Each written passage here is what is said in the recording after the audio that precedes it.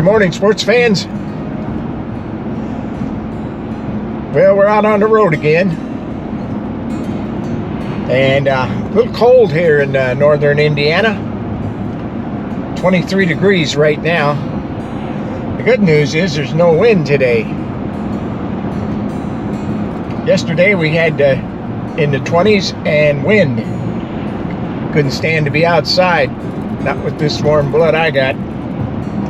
Anyway, a little bit different today. We're going to do something just a little different. Yeah, we're going to go on a little road trip. But this isn't some interesting, great place that you're going to drive 100 miles to go see, or probably even 50 miles or whatever to go see. We're going to a small town. And take a look at what's happening and what's going on with these small towns. Now, I'm talking about towns with maybe a population of 150 or less people. So we've seen them, and we've all seen them when we're out on the road, and many of them just slowly fading away for whatever reason. And we'll talk about some of those. A few are doing well, but not too many. Not too many of the small towns. But we're going to go look at Wyatt, Indiana. That's south of South Bend and Mishawaka, Indiana, by about roughly 16 miles. And at one time,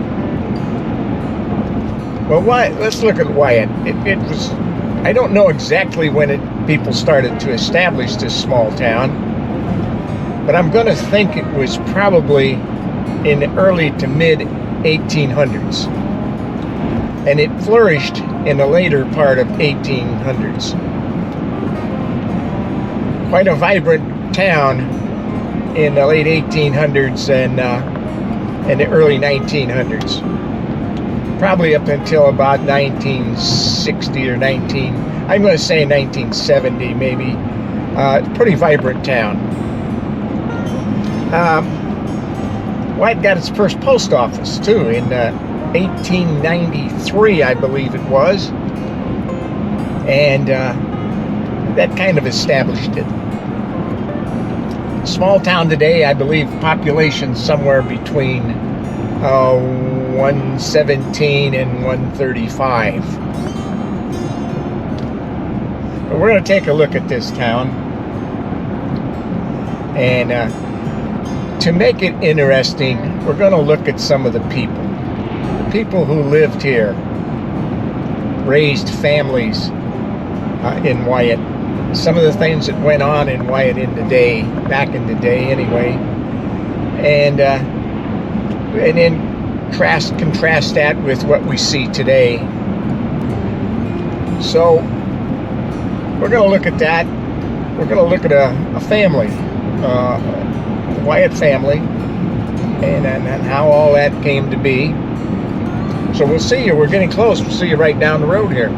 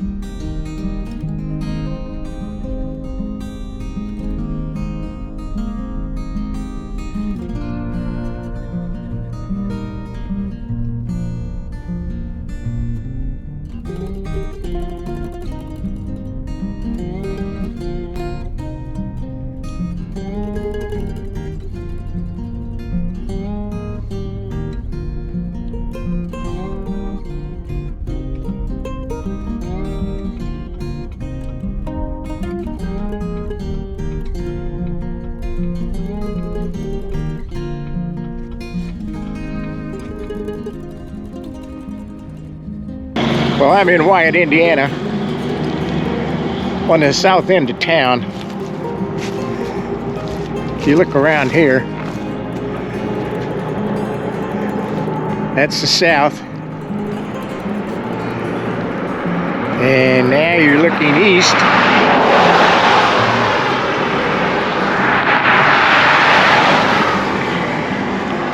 And north.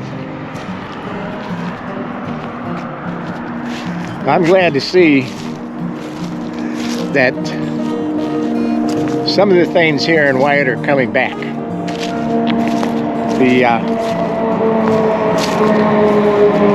By the way, we're located on the main strip in State Road 331, right through the center of town. So that's where the traffic's coming from. But I am glad to see that a lot of the homes are being kept up, starting to improve the housing here.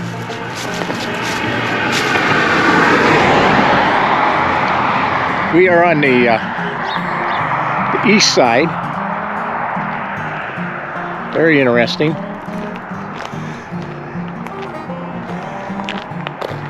As you can see, some of the houses over here across the way with new roofs. This one's very interesting here. This yellow house.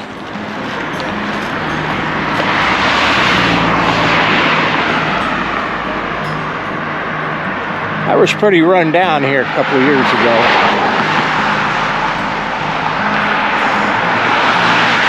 And the White House next door.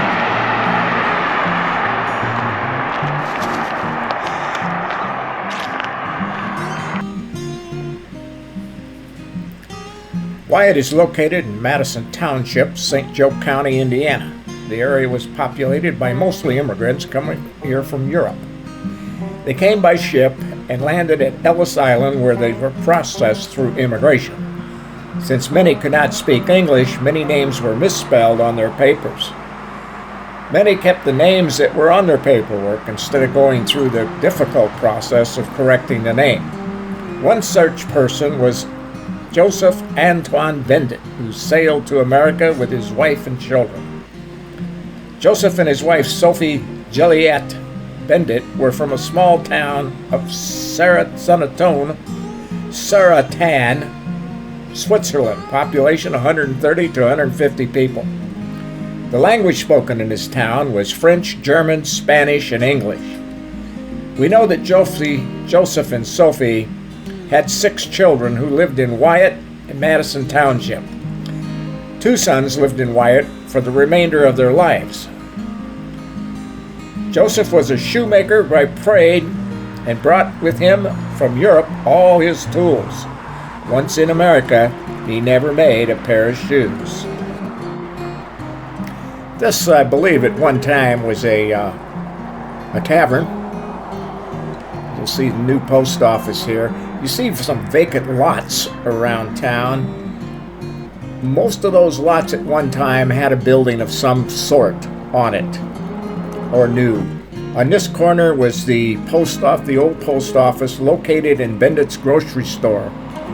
Joseph Bendit was the postmaster, and as you walk in the store, the mail room was on the left, and the rest was a grocery store. That's gone now. It's set on this corner, and I'm not sure which corner, but it was a frame-structured building that sit here. I'm not sure what was on this corner, but as you can see, it's not there now. This picture was taken in 1930. From left back row, Joseph Jacob, Louis J., Edith, and Albert Bendit. The front row, Jonah, Joseph Anton, Sophie, and Paul Bendit. Joseph's son Louis was a very intelligent man who could read and write 4 languages, including French, German, Spanish, and English. Many of the immigrants in the area would come to Louis to interpret and to write for them. As a young man, Louis would pack up some food and a change of clothes, jump on his bike, and ride 50 miles to Valparaiso, Indiana, to attend college. He would then ride his bike home at the end of the week. Lewis played 3 musical instruments, including clarinet, violin, and drums. He was a member of the Wyatt Band. Yes, Wyatt had a band back in the day. He taught school at Madison Township, and in the summer he painted homes and barns. He stood about 5 foot 6 inches tall until his back broke down. After that, he stood about 4 foot 6 inches tall. These are some of the classes that Lewis taught. Here's another class picture. This is a picture of a wedding party in Wyatt, June 10th, 1911.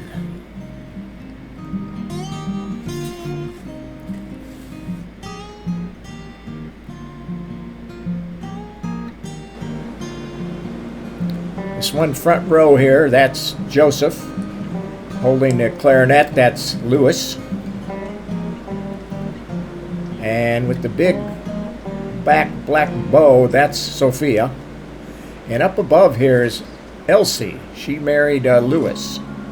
And fourth from the end here standing, that's Joseph Anton. Lewis and Joe Bendit married the Barone sisters, Elsie and Ida.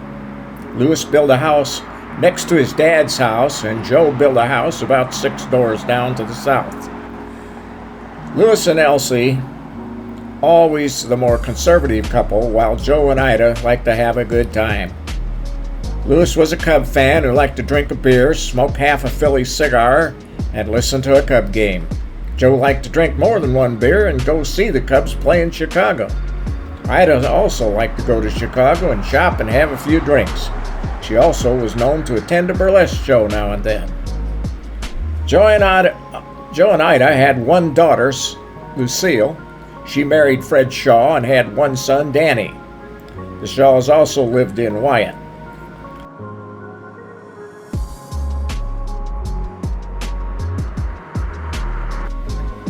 Lewis and Elsie had 2 sons, Eldon and Norris. There were several miscarriages and 1 child that died right after birth. This was not uncommon at the time, but still very sad. Eldon was the oldest son and was a hard worker. Things didn't come easy for him. He had to work at his success. He graduated high school as a valedictorian, and he was also an Eagle Scout. He went to college to become a teacher like his dad, and while at school, joined the ROTC. Norris had a love for music like his mother and dad. Elsie played the piano by ear but could never read music. Norris graduated high school at the age of 16 when he was a salutatorian. He wanted to go to Juilliard School of Music, but his dad would not pay for a music school. So at age 16, he joined a band and left home for the road, traveling the Midwest with the band. When World War II broke out, Eldon joined the Army as a 2nd lieutenant. Later, Norris went in and became a cook before joining one of the Army bands. He was asked to join because he could write and arrange music. He was soon made a staff sergeant. He also once stated that the hardest job he ever had was making the decision on who makes the band and who does not, knowing all the time that those do-nots are headed overseas to war. News reached Lewis and Elsie that their eldest son, Eldon, had been killed in action during the landings in Sicily. Elsie soon became a Gold Star mother and met with other Gold Star mothers from Wyatt in the area to make quilts and mourn. Lewis and Elsie never quite got over losing a son. Good news did come when they found out they would become grandparents. Elsie made a couple of trips to Texarkana, Texas to visit her son and new grandchild. Trains back then were crowded with military personnel, but this small town woman mustered the strength to make the long journey. And this is what life was like in a small town, back when small towns were full of life.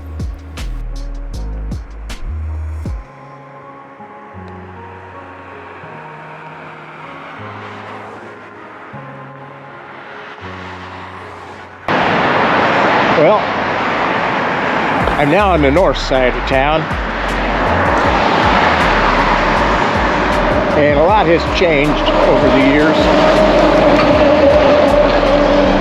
Some, I suppose, for the better. Some maybe not so good. Still a farming community, as you can tell by the grain elevators and the grain storage behind me, which I'll show you in a minute. But this is farm services here. This is fairly new to Wyatt. And we look back here, we can see the building back here. Big grain elevators and the grain storage over there, so they still do a lot of that here. The railroad doesn't run through here anymore. It ran through the north end of town there. And they would, grain cars would fill up there. So they don't do that anymore, it's all by truck. See some of the houses over here on the west side of the street. You see where some of them have been remodeled a little bit and paid attention to. Others, not so much.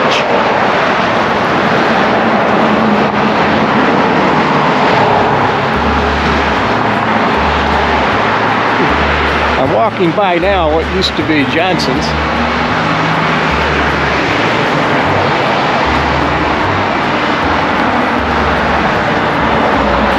We're still looking at the west side. Go over here on the east side. I think I explained some of that, but I'm not sure everything that was over on that side. And I'm not sure what was on this corner, or exactly where it was at. I know where some things were here that aren't here anymore, but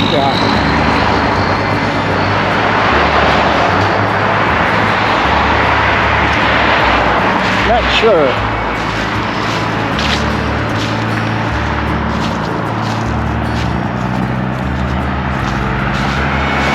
No, the new post office wasn't here. It was in the grocery store across the street. Postmaster was located there.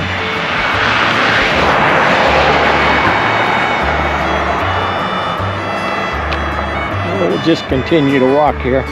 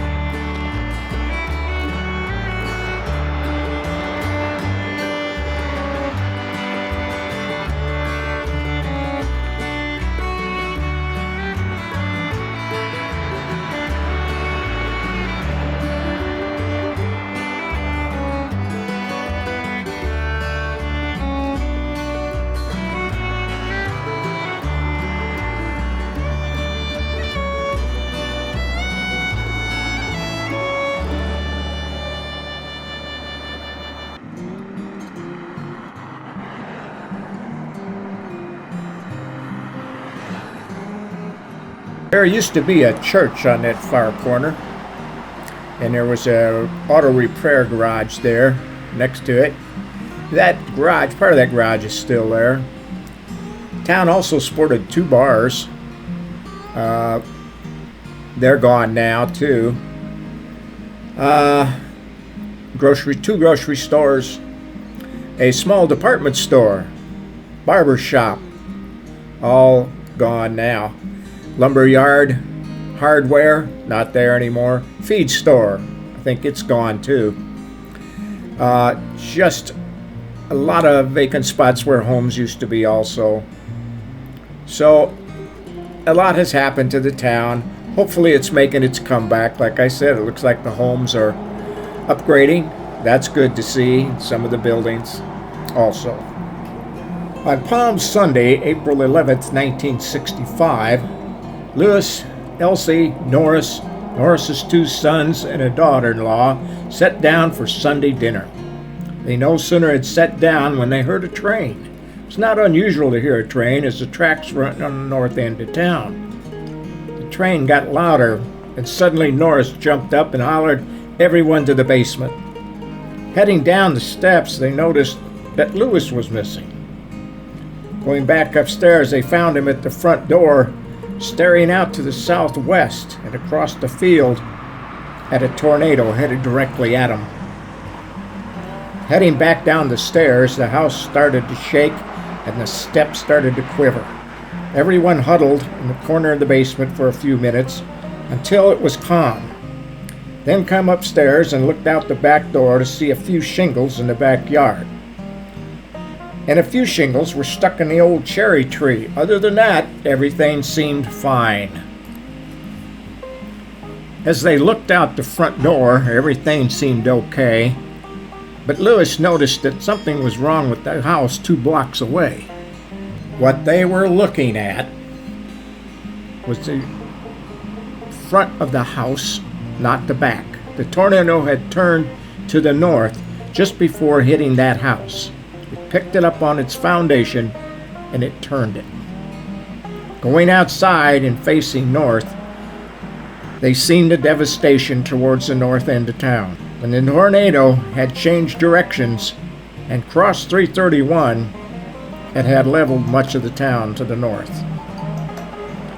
The town was closed up and the roads were closed. Norris and his son had to be back to work the next day. So after dark, they headed home. Norris knew all the back roads and got everyone home safely. But what usually took 30 to 40 minutes took almost 4 hours.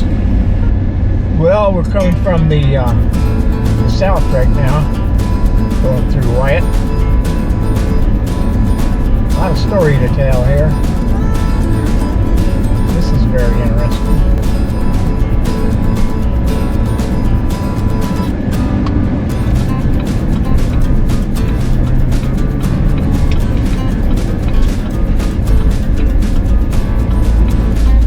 Well, we're going to take a little trip around the town now. We're to the east.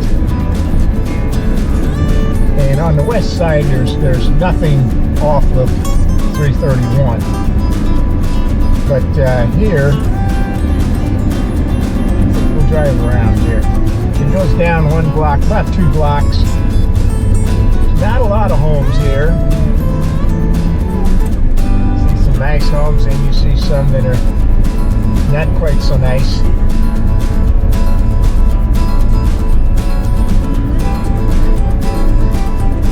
And we'll go down Baldwin here.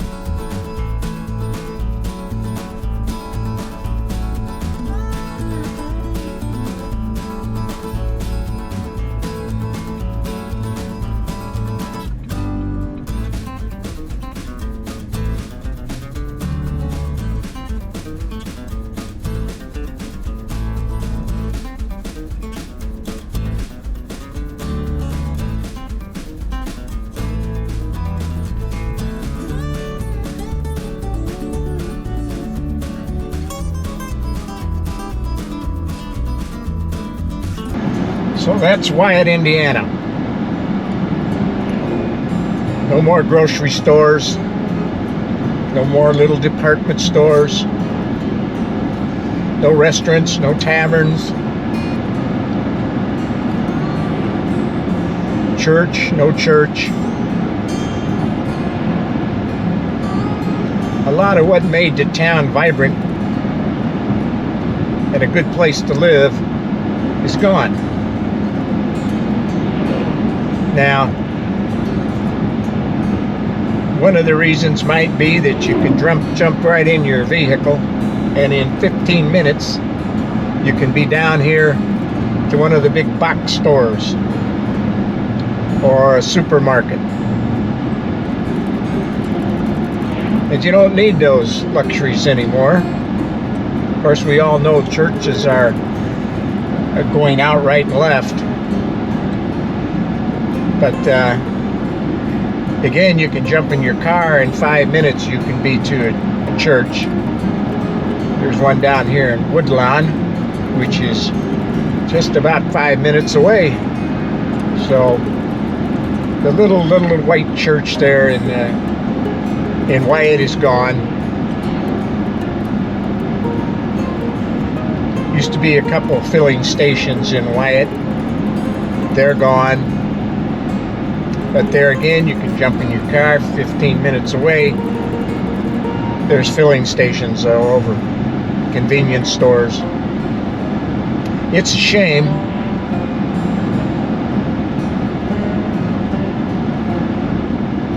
A little town like Wyatt has faded away a little bit, a lot really. But there, on the other hand, I did see some homes that are coming back, you might say. New roofs, new siding, cleaning them up a little bit. I've seen RVs parked in the backyards. Different things that indicate that maybe the income level in some of these people's increasing. On the same note, I also seen some homes that are pretty well run down with a lot of junk hanging around. But that is the plight of the small town.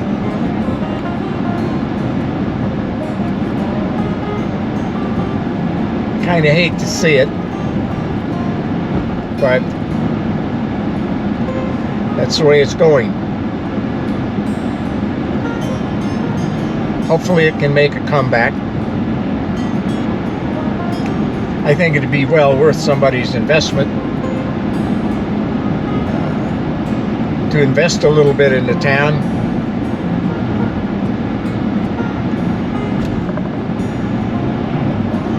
I guess the population's not quite big enough to support a business, but it sure seems like it could. Small businesses. See, the lumberyard is gone, hardware is gone. There again, jump in your car, truck, 15 minutes, you can be to the box stores. Still, there's a convenience there. Small grocery store, little meat market. I don't know if it can make it or not, but it might be worth a try for somebody.